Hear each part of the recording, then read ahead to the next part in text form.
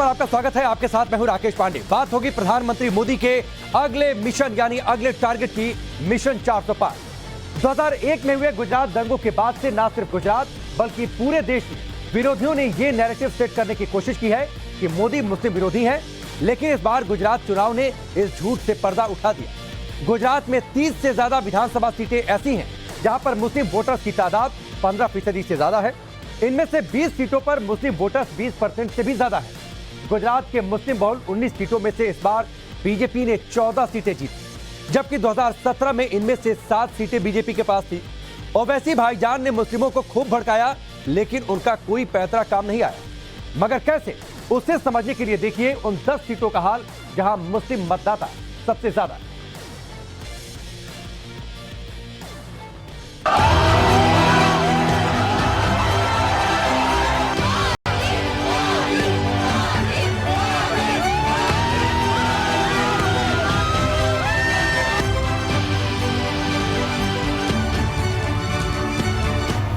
Bharatiya Janata party जनता जनार्दन पर भरोसा करे।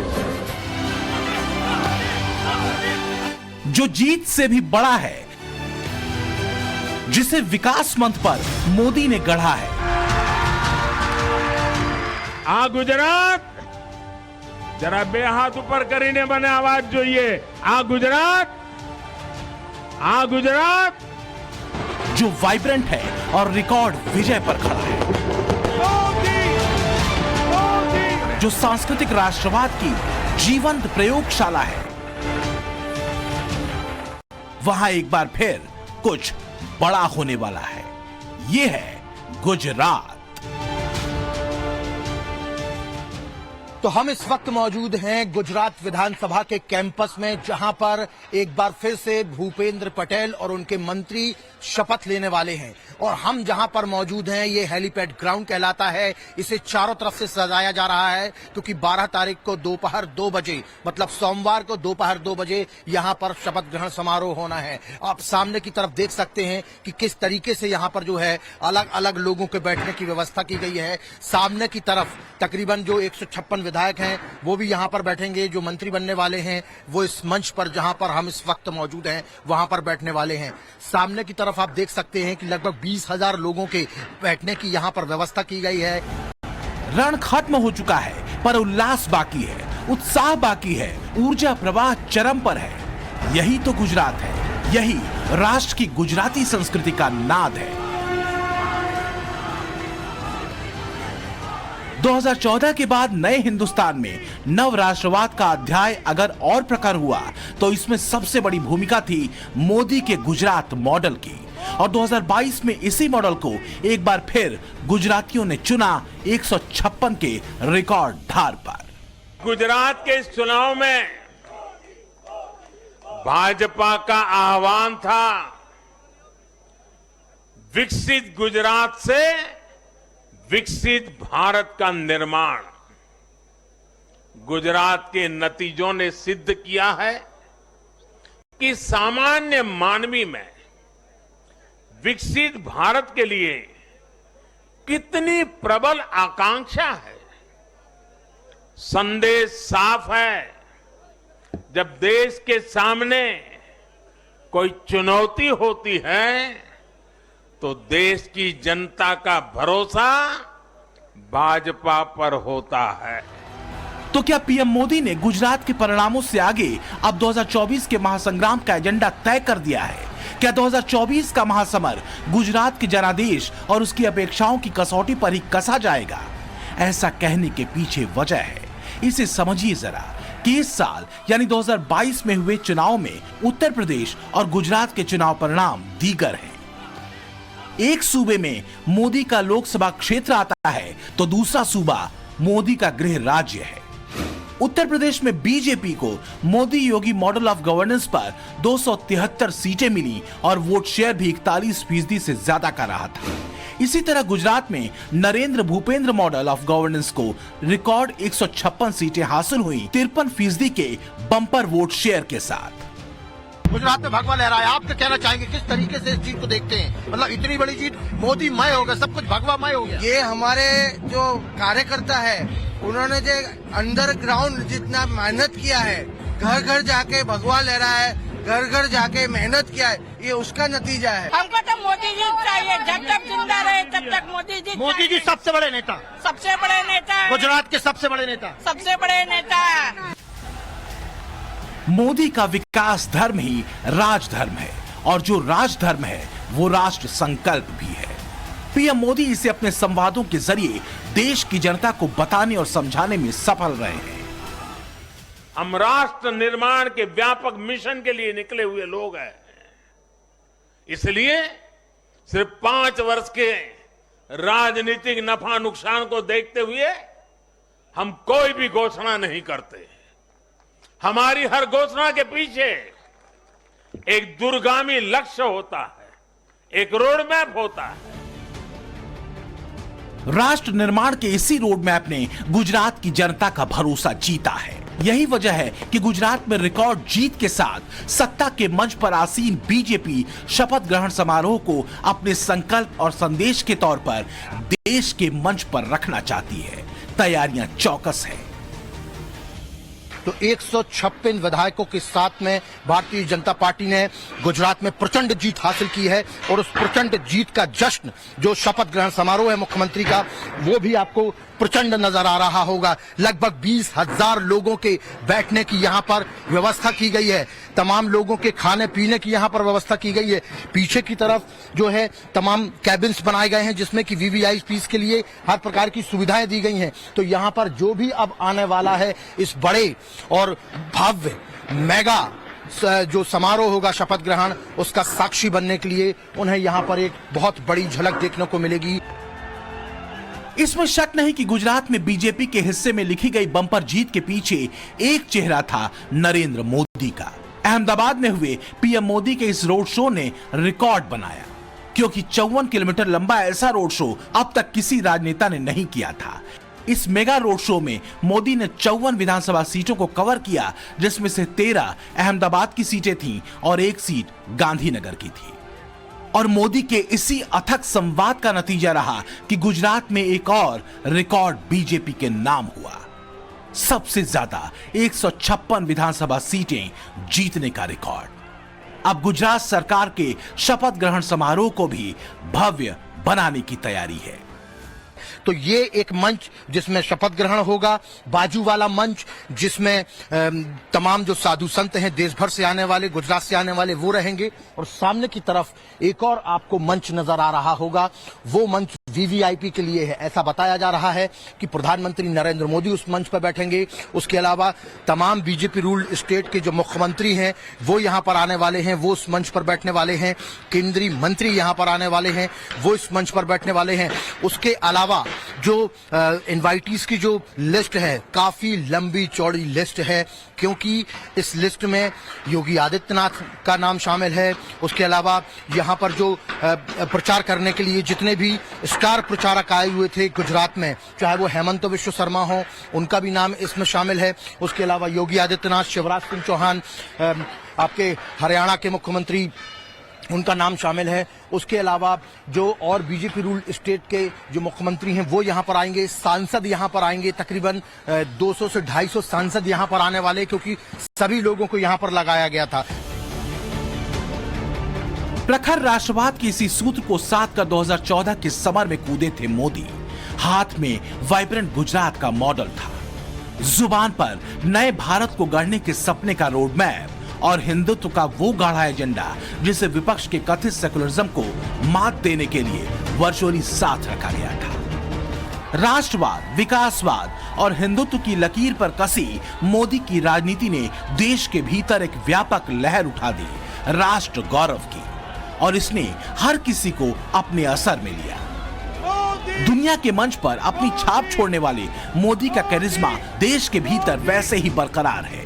इसका अंदाजा इसी साल हुए यूपी चुनाव परिणामों में भी देखने को मिल चुका है। देश की राजनीति में मोदी ब्रांड सियासत का असर यह हुआ कि तुष्टीकरण कार्ड खत्म हो गया, वोट बैंक की सियासत खत्म हो गई, जातीय राजनीति खत्म हो गई और सांस्कृतिक राष्ट्रवाद का उदय हुआ। इसमें शक नहीं कि इसी लाइन पर मोदी ने 2024 के महासंग्राम का लक्ष्य तय कर दिया है। चुनाव दर चुनाव जिस तरह से मोदी मैजिक का असर बरकरार है, वो ये इशारा कर रहा है कि देश का मोदी पर भरोसा और मजबूत हो रहा है। तो क्या 2024 में नरेंद्र दामोदर दास मोदी एक बार फिर अपने ही रिकॉर्ड को तोड़ेंगे? क्योंकि मोदी जो भी करते हैं वो रिकॉर्ड बनता है। कम से कम गुजरात तो यही कह रहा है। गुजरात का चुनाव हो गया है और हमने देखा कि किस तरीके से भारतीय जनता पार्टी की 156 सीटें जो हैं वो आ चुकी हैं। और हम इस वक्त ऐसे इलाके में मौजूद हैं जो मुस्लिम बहुल इलाका है। और सबसे बड़ी बात यह है कि इस पूरे इलाके में जहां जहां भी असदुद्दीन ओवैसी गए और जहां जहां जाकर उन्होंने प्रचार किया, वहां वहां उनकी और उनकी पार्टी का पूरा बंटा झाड़ हो गया। मतलब जो लोग थे उन्होंने विकास की राजनीति को चुना और जो भड़काऊ भाईजान थे, उनके जो भड़काऊ भाषण थे, उसका कुछ हो नहीं पाया। ये बताइए कि आप लोगों को लाभ मिला, लेकिन वो भड़काते थे कि नहीं भड़काते थे? वो भड़काते थे, लेकिन वहाँ पे तुष्टीकरण की राजनीति करते थे। जी करते थे, बिल्कुल करते थे वो। और उससे मुस्लिम भी नाराज थे उस बात जी, उनसे नाराज थे। आपका नाम? शोएब शेख। शोएब शेख जी, ये बताइए कि जिस तरीके से भड़काऊ भाईजान ओवैसी साहब यहाँ आते हैं, भड़काते हैं लोगों को, सब कुछ किया उन्होंने, आंख में आंसू लेकर आए, वास्ता दिया, लेकिन हुआ कुछ नहीं। उनकी पार्टी जीरो पे रही और मुस्लिम वोट जो है वो छटक गया। उसने विकास की राजनीति को चुना। क्या कहना चाहिए? पिछले 27 साल से भारतीय जनता पार्टी यहाँ पे अविरत विकास की राजनीति कर रही है। वो राजनीति नहीं कर रही है, वो विकास कर रही है। बस यही देखते हुए मुस्लिम समाज भी पिछले 27 साल में शिक्षण के मुद्दे से, स्वास्थ्य के मुद्दे से, कई सारे धंधे रोजगार के मुद्दों से मुस्लिम समाज का विकास हुआ है। इसलिए उन्होंने विकास की राजनीति को चुना और दरियापुर सीट मुस्लिम बहुमती होने वाले के बावजूद मुस्लिम मतदारों ने भी भारतीय जनता पार्टी को काफी हद तक मत दिए हैं। बीते 8 सालों में नए भारत ने मोदी युग को कई राज्यों के विधानसभा चुनाव में कसौटी पर कसा और देखा है।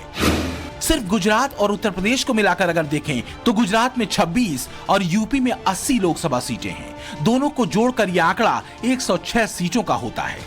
इन दोनों स्टेट्स के सद जाने का मतलब है 24 के महासंग्राम में एक बड़ा आधार। और इसलिए कहा जा रहा है कि 2022 तो अभी झांकी है, 2024 की तस्वीर बाकी है। तो क्या मोदी अब विजय से भी आगे नया रिकॉर्ड बनाने के लिए निकल चुके हैं?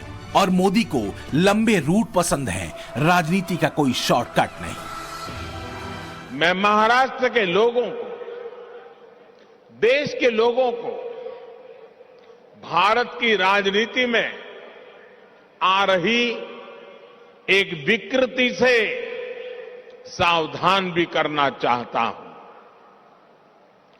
ये विकृति है शॉर्टकट की राजनीति की। ये विकृति है राजनीतिक स्वार्थ के लिए देश का पैसा लुटा देने की। आज अगर भारत ब्रिटेन को पीछे धकेलकर दुनिया की 5वीं सबसे बड़ी अर्थव्यवस्था बना है, तो इसमें मोदी के मेगा विजन का रिफ्लेक्शन दिखता है। मोदी रेजिम में नया भारत जीडीपी की 6 से 6.5% ग्रोथ रेट के साथ 2029 तक विश्व की तीसरी बड़ी अर्थव्यवस्था बनने की राह पर है। मोदी विजन मोदी का नरेशन है, जिसमें सबसे ऊपर नेशन है और नेशनल इंटरेस्ट। गुजरात मॉडल और गुजरातियों का लोकतांत्रिक इकबाल यह ऐलान कर चुका है कि मौजूदा दौर में ब्रांड मोदी का विकल्प मोदी ही है। फिलहाल गुजरात सीएम भूपेंद्र के शपथ ग्रहण के लिए तैयार है और गुजरात को अजेय नरेंद्र के समारोह में पहुंचने का इंतजार है। हिमांशु तिवारी के साथ bureau report, times now, Navbharat. तो कल यानी सोमवार को गुजरात के मुख्यमंत्री के तौर पर भूपेंद्र पटेल एक बार फिर मुख्यमंत्री पद की शपथ लेंगे। विधानसभा के पीछे हेलीपैड ग्राउंड में यह शपथ ग्रहण होना है, जिसमें पीएम मोदी भी पहुंचेंगे। उनके साथ केंद्रीय गृह मंत्री अमित शाह समेत तमाम बड़े चेहरे इस शपथ ग्रहण समारोह में शिरकत करेंगे। कौन कौन से वो चेहरे हैं जो भूपेंद्र सरकार का हिस्सा बन सकते हैं और समारोह की क्या तैयारियां हैं, देखिए इस रिपोर्ट में।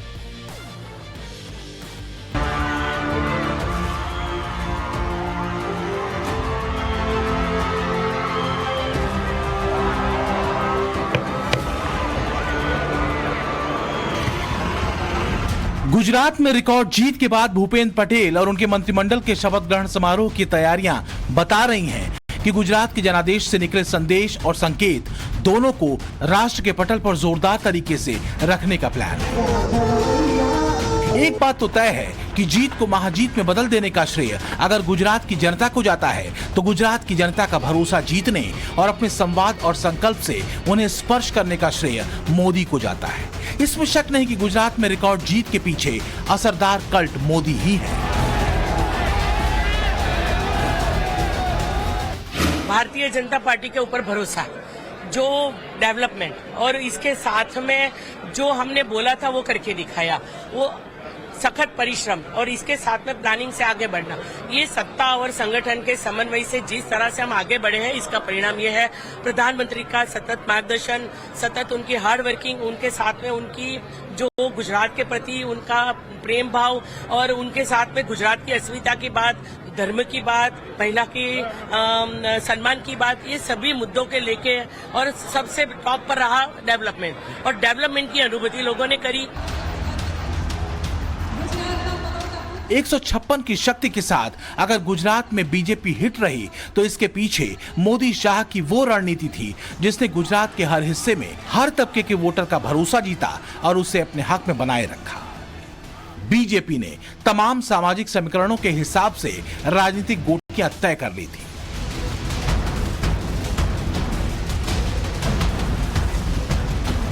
लेकिन सच तो यही है कि मोदी के नाम पर पॉपुलर वोट का आधे से अधिक हिस्सा सिर्फ बीजेपी को मिला। भारत जैसे लोकतंत्र में ये छोटी उपलब्धि नहीं कही जा सकती। गुजरात में बीजेपी की जीत का यह आंकड़ा बताता है कि बीजेपी को सभी का वोट मिला। गुजरात की 104 ग्रामीण सीटों में से 84 बीजेपी ने जीती। गुजरात के 55 शहरी सीटों में से 52 सीटें बीजेपी को मिली। आदिवासी बेल्ट की 32 में से 28 सीटें बीजेपी के खाते में आई। भूपेंद्र पटेल और उनके मंत्री शपथ लेने वाले हैं और हम जहां पर मौजूद हैं ये हेलीपैड ग्राउंड कहलाता है। इसे चारों तरफ से सजाया जा रहा है क्योंकि 12 तारीख को दोपहर 2 बजे मतलब सोमवार को दोपहर 2 बजे यहां पर शपथ ग्रहण समारोह होना है। आप सामने की तरफ देख सकते हैं कि किस तरीके से यहां पर जो है अलग अलग लोगों के बैठने की व्यवस्था की गई है। सामने की तरफ तकरीबन जो 156 विधायक हैं वो भी यहां पर बैठेंगे। जो मंत्री बनने वाले हैं वो इस मंच पर जहां पर हम इस वक्त मौजूद हैं वहां पर बैठने वाले हैं। गुजरात विधानसभा के पीछे का हेलीपैड ग्राउंड तैयार हो रहा है ऐतिहासिक शपथ ग्रहण के लिए। शपथ ग्रहण समारोह स्थल पर 3 अलग अलग मंच बनाए गए हैं। बीच वाले मंच पर शपथ ग्रहण समारोह होगा, जबकि इसके ठीक दाईं तरफ के मंच पर पीएम मोदी और विशिष्ट अतिथि बैठेंगे। इसके साथ ही दूसरी तरफ से देश भर से आए 200 से ज्यादा साधु संत बैठेंगे।